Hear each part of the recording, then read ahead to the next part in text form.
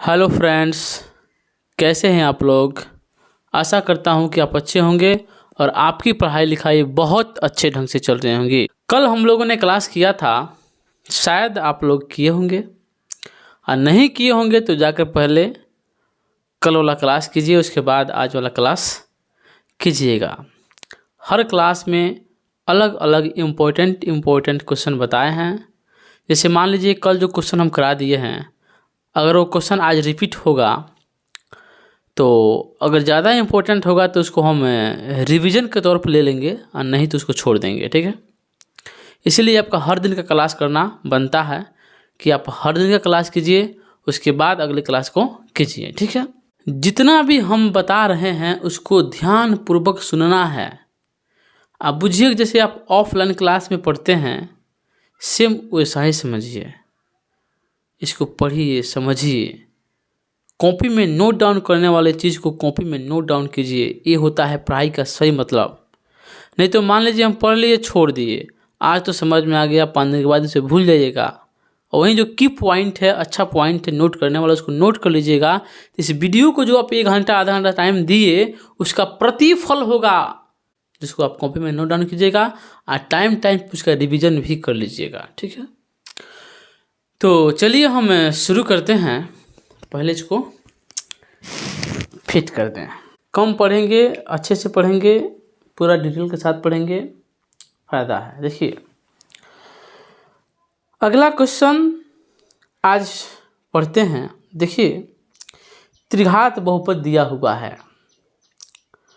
और उसका शून्यक alpha beta gamma होता है। हम जानते हैं कि त्रिघात बहुपद में घात कितना होता है, 3 होता है, तो इसका 3 शून्यक भी होगा, अल्फा बीटा और गामा मान लेते हैं हम लोग।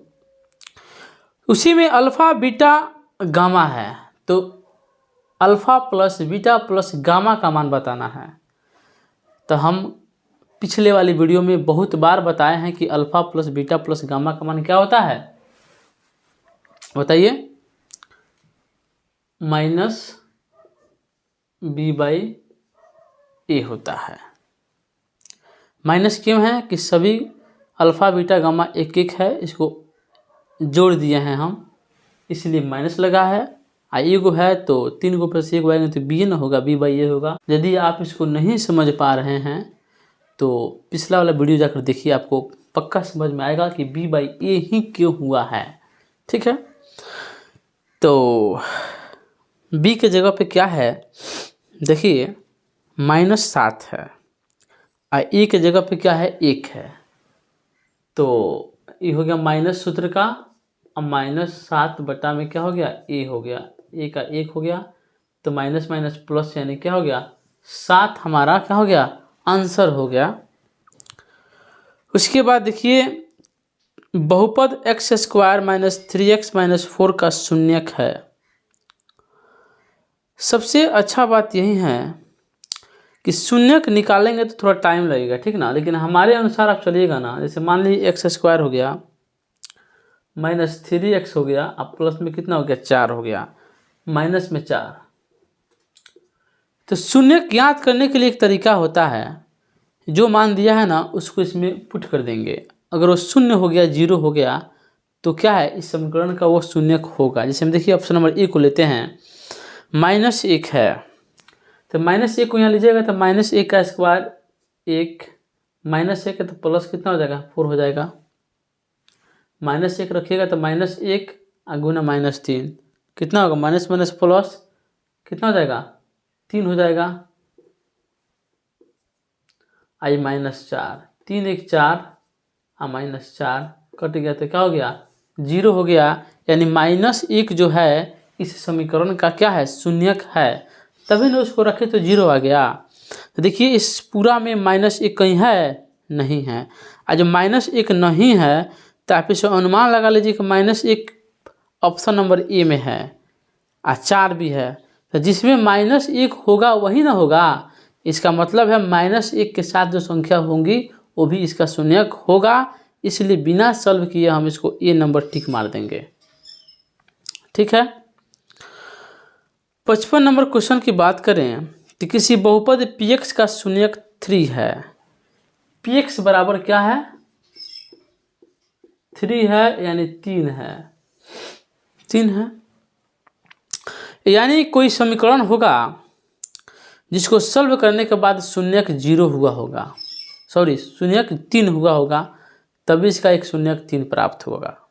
तो px का एक गुणनखंड कौन होगा? अब देखिए, अगर मान लीजिए px बराबर 3 आया है तो कहीं ना कहीं x माइनस 3 है, तो इसको 0 करेंगे तभी न x बराबर जाकर 3 प्राप्त होगा, तो एक शून्यक हो जाएगा। इसका मतलब समीकरण क्या है? ई वाला होना चाहिए। x माइनस 3 किधर है? तो x माइनस 3 क्या है? ऑप्शन नंबर बी में होगा। ये भी यहाँ क्या है? आपका सही आंसर है। एक द्विघातीय बहुपद का आरेख इनमें से कौन होगा? याद रखिएगा, द्विघात वाला जो होता है ना, द्विघात वाला जो समीकरण है, इसका हमेशा जो आरेख होगा ऊपर वलयाकार होगा, पर वलयाकार होगा। अब याद रख लीजिए, पर वलयाकार, वलयाकार तो होगा लेकिन पर मतलब काफी राउंड वाला होगा, ठीक है। बहुपद 2x प्लस 3 का शून्यक निम्नांकित में से कौन है? आप बताइए। शून्यक निकालने के लिए आपको हम बताए हैं कि जो भी समीकरण दिया रहता है उसको बराबर 0 को कर देते हैं, यानी समीकरण के बराबर 0 कर देंगे, ठीक है। तो 2x बराबर क्या हो जाएगा? ये प्लस में है तो इधर जाकर माइनस में हो जाएगा। तो x बराबर क्या हो जाएगा? -3 हो गया, 2 यहाँ आ जाएगा, यानी -3/2। ऑप्शन नंबर सी हो जाएगा आपका। इसी प्रकार देखिए 58 नंबर क्वेश्चन कि 3 घात 3 के बहुपद को कहते हैं। यहाँ देखिए, घात 3 के बहुपद को कहते हैं, यानी वैसा बहुपद जिसका घात 3 हो उसे त्रिघात बहुपद कहते हैं। याद रखिएगा, क्या कहते हैं?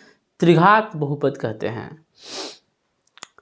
59 नंबर क्वेश्चन है, घात 2 के बहुपद को क्या कहते हैं? तो घात 2 के बहुपद को द्विघात बहुपद कहते हैं। क्या कहते हैं? द्विघात बहुपद कहते हैं। जैसा जैसा घात घटेगा बढ़ेगा, वैसे भी उसका नाम भी क्या होगा? घटेगा बढ़ेगा। रेखीय बहुपद का शून्यक पूछा है, तो रेखीय बहुपद में क्या होता है? ऐसे होता है, x प्लस 2 जिसका घात क्या हो? सिंगल हो, 1 हो। तो रेखीय बहुपद का शून्यक क्या होगा? 1 होगा। द्विघात का 2 होगा शून्यक, त्रिघात का 3 होगा, चतुर्थ घात का शून्यक 4 होगा। जैसे जैसे घात की संख्या बढ़ती जाएगी शून्यकों की संख्या क्या होगी? बढ़ती जाएगी, ठीक है। अब आपके सामने 61 नंबर क्वेश्चन है कि त्रिघात बहुपद x³ का शून्यक है। x³ का शून्यक क्या होगा? x बराबर क्यूब में हो जाएगा ये, तो क्या होगा? 0 न हो गया, हाँ। तो क्या होगा इसका? ऑप्शन नंबर सी हो जाएगा। 62 नंबर क्वेश्चन है कि एक द्विघात बहुपद x³ - 3x² - x + 3 की शून्यक 1 है, ठीक है। तो अन्य शून्यक होंगे। देखिए, इसमें थोड़ा समझने की बात है। एक शून्यक 1 है तो दूसरा शून्यक क्या होगा? एक एक करके इसमें बैठा कर देखेंगे। एक बार जैसे हम इसको सेटिस्फाइड कराए हैं ना यहाँ पे, वैसे ही इसको सेटिस्फाइड करा कर देखेंगे। एक बार 2 रखेंगे x की जगह पे और फिर देखेंगे कि वो 0 हो रहा है कि नहीं, फिर 3 रखेंगे। ऐसा कीजिएगा तो आपको क्या मिलेगा? ऑप्शन नंबर बी मिलेगा, यानी 2 और 3। 2 और 3 क्या है? इससे जो त्रिघात बहुपद है इसकी शून्यक है। आप जा करके आपका काम है कि इससे इक्वेशन में क्या कीजिएगा? एक बार 2 रखिएगा x की जगह पे, फिर एक बार 3 रखिएगा और दोनों कंडीशन में देखिएगा 0 आ जाएगा, ठीक है। तो 0 आ जाएगा, इसके कहने का मतलब क्या है? इसका शून्यक होगा, और 0 नहीं आएगा तो शून्यक नहीं होगा, ठीक है, लेकिन हो जाएगा, ठीक है। Option number B. एक त्रिघात बहुपद के शून्यकों का गुणनफल होता है, बताया ना।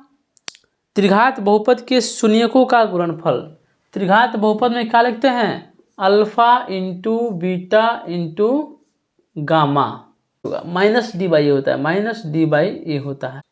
यही बात करेंगे अल्फा इंटू बीटा की, तो उसका होता है c/a। सबसे ज़रूरी बात है कि आप इसको याद कर लीजिए। कहाँ कहाँ ट्रिक खोजिएगा, इसको याद कर लीजिएगा।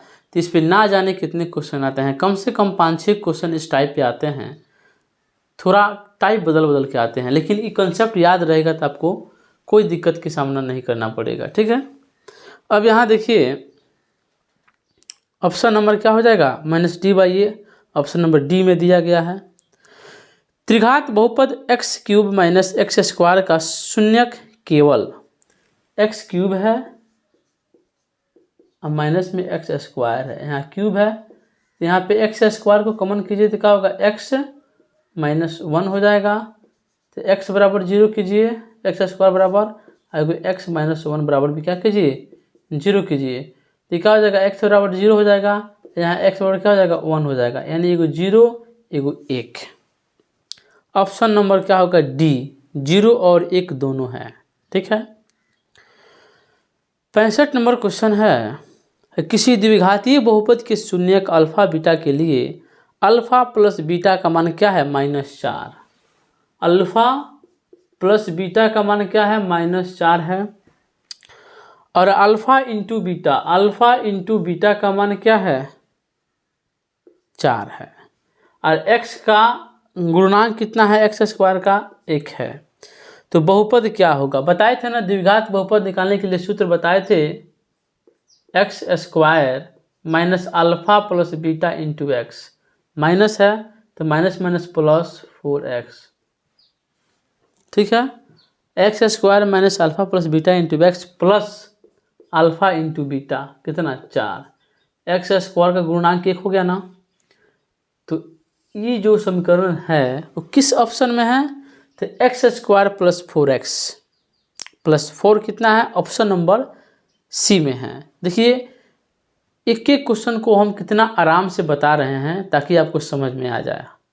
हम भी चाहेंगे तो तूफान में बता देंगे, तो तूफान में बताने से आपको समझ में नहीं आएगा। ठीक है, तो स्लो मोशन में पढ़ा रहे हैं ताकि आपको समझ में आ जाए। देखिए ऑप्शन नंबर सी आपका सही हो गया। 66 नंबर क्वेश्चन हो गया कि यदि किसी त्रिघातीय बहुपद का एक शून्यक 3 है तो अन्य शून्यक क्या होंगे। एक त्रिघातीय बहुपद है, उसका शून्य क्या है, 3 है। सेम क्वेश्चन रिपीट है का, सेम क्वेश्चन रिपीट हो गया। देखिए 3 है तो अन्य शून्य क्या होंगे, 1 2 हो जाएंगे। उसमें 1 दिया था तो 2 3 हुए थे। इसमें क्या है, त्रिघातीय बहुपद का एक शून्यक 3 दिया है तो 1 2 हो जाएंगे, माइनस वाला सब कैंसिल हो जाएगा। ठीक है, प्लस वाला केवल हो जाएगा, 1 और 2। ऑप्शन नंबर आपका बी सही हो जाएगा। 67 नंबर क्वेश्चन है px = x³ - 3x² - 9x - 5 के गुणनखंड क्या होंगे। पहला ऑप्शन है x - 1 का क्या है, होल स्क्वायर है, और x + 5 है। सॉल्व करेंगे तो x² हम क्या होता है, a - b का होल स्क्वायर, a² - 2ab और प्लस में b²। तो a² - 2ab प्लस में b² 1 का, x प्लस कितना हो गया, 5 हो गया। इस साफ नहीं मटका, समझ गए। अब यहाँ देखिए x हो गया तो x² - 2x + 1 हो गया, यहाँ पे x + 5 हो गया। गुना कराएंगे x³ - 2x² प्लस में x और प्लस में 5x² और -5 दूना कितना होता है, 10x और प्लस कितना होता है, 5। x³ है, मिलाते चलिए कि आ रहा है कि नहीं, x³। अब यहाँ देखिए 5x² है, यहाँ पे 2x² है, घट जाएगा तो कितना हो जाएगा, प्लस में 3x²। यहाँ पे देखिए माइनस में 3x² है। ठीक है, और 10x है, 10x में से 1x खत्म हो जाएगा तो कितना बचेगा, माइनस में 9x बचेगा, अब प्लस में कितना बचेगा, 5 बचेगा। सब कुछ ठीक है, लेकिन माइनस प्लस है, प्लस माइनस, प्लस है तो माइनस लेकर। ठीक है, एक बार माइनस लेकर हम प्रयास कर लेते हैं। आई प्लस है, ठीक है ना, तो x square plus 2b plus b square हो जाएगा, तो एक्स स्क्वायर प्लस हो जाएगा, आई क्या हो गया माइनस हो गया, तो ई क्या हो गया गुना कराइए, सब प्लस हो जाएंगे गुना कराने पे, आई क्या हो जाएगा सब माइनस हो जाएगा। देखिए माइनस यहाँ गुना कराएंगे तो -5 2 जा 10, ठीक है, अब प्लस माइनस माइनस हो जाएगा 5, ठीक है ना। अब देखिए एक्स क्यूब हो गया, 5x स्क्वायर है, 2x है तो -3x हो गया, -3x स्क्वायर हो गया, यहाँ देखिए 10x तो माइनस, ठीक है, आई माइनस, यानी हमें लग रहा है कि आपका आंसर आ गया x cube -3x square -9x -5, यानी ऑप्शन नंबर आपका क्या होगा बी सही हो गया। इस तरह क्या करते हैं, एक एक ऑप्शन को उठाते हैं और इसको बनाने का प्रयास करते हैं, ठीक है। तो अगला क्वेश्चन देखिए 68 नंबर क्वेश्चन, एक बहुपद को मानक रूप में होने के लिए चर का घात किस क्रम में होगा। देख रहे हैं ना, ऐसे होता है x cube minus plus 3x square plus 2x plus 5, देखिए 3 2 1 हो रहा है कि नहीं, यानी घात क्या रहा है घट रहा है, तो क्या होगा आरोही क्रम होगा कि अवरोही क्रम होगा, तो अवरोही क्रम में होगा क्योंकि घट रहा है ना, तो ऑप्शन नंबर आपका बी सही हो जाएगा, ठीक है। 69 नंबर क्वेश्चन है कि 2x square plus 5x minus 12 है 12 है का एक मूल होगा। देखिए 2x स्क्वायर प्लस में क्या है 5x और माइनस में 12 है, और कह रहा है इसका एक मूल होगा। ऑप्शन रखेंगे एक रखेंगे तो एक रखेंगे तो क्या होगा 2 होगा, और प्लस में 5 होगा और माइनस में क्या होगा 12 होगा, एक से नहीं आएगा। अब ऑप्शन नंबर 0 रखेंगे तो और ही नहीं होगा, तो 2 रख कर देखते हैं, 2 दूना 4 दूना 8 होगा, 8 5 13 हो जाएगा, 5 दूना 10 18 हो जाएगा, नहीं होगा। इसका मतलब क्या रखें -4 रख कर देखें, तो -4 रखेंगे तो क्या होगा 4 चौका 16, 16 दूना कितना हो जाएगा 32, अब -4 रखेंगे तो क्या होगा -4 में 5 से गुना करेंगे तो 5 चौका 20, यानी -20 और -12 यानी 32 हो गया, 20 10 30 2 32 हो गया, यानी क्या हो गया हमारा 0 हो गया, यानी हमारा ऑप्शन नंबर सी सही हो जाएगा। इसी प्रकार ऑप्शन का खेला है, एक एक ऑप्शन रख कर देख लेंगे, जो सेटिस्फाइड कर जाए हमारा आंसर है, जो नहीं करे वो क्या है हमारा आंसर नहीं है, ठीक है। आज का लास्ट क्वेश्चन है 70 नंबर, एक द्विघात बहुपद के मूल का योगफल दिया हुआ है alpha plus beta, alpha into beta क्या है गुणनफल, तो अल्फा प्लस बीटा का मान क्या है 2 है, द्विघात बहुपद मूलों का योगफल और गुणनफल 2 है। अब देखिए योगफल भी और गुणनफल भी क्या है 2 2 है, तो द्विघात बहुपद क्या होगा x square minus alpha plus beta into x, alpha into beta क्या है 2 है, x plus alpha into beta 2, यही हो जाएगा। एक्स स्क्वायर किधर है 2x प्लस 2, हमको लग रहा है क्वेश्चन कहीं गड़बड़ी है, समझ गए, 3x का दिया है क्योंकि इसमें क्या है योगफल और गुणनफल 2 ही दिया है, ये ऑप्शन गलती है, समझ गए।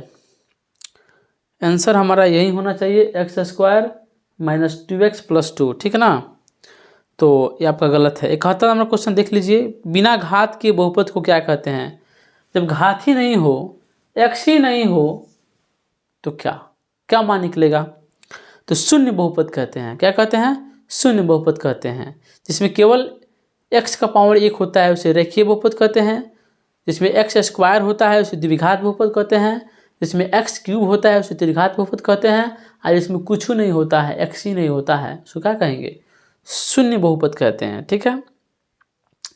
72 नंबर क्वेश्चन से कल करेंगे, आ जाइए इस क्वेश्चन को पढ़िए लिखिए। देखिए केवल मैथ मत पढ़िए, मैथ के साथ साथ बहुत सारे विषयों को पढ़ना होता है, तो जितना हम बता रहे हैं उसको आप पढ़ते चलिए और सभी विषयों के ऑब्जेक्टिव क्वेश्चन को आप रट कर पी जाइए, क्योंकि ऑब्जेक्टिव क्वेश्चन जिसका जितना ज़्यादा सही होगा ना उसका परसेंटेज उतना ही हाई होगा, ठीक है। तो चलिए चलते हैं, कल फिर मिलेंगे। जय हिंद जय भारत।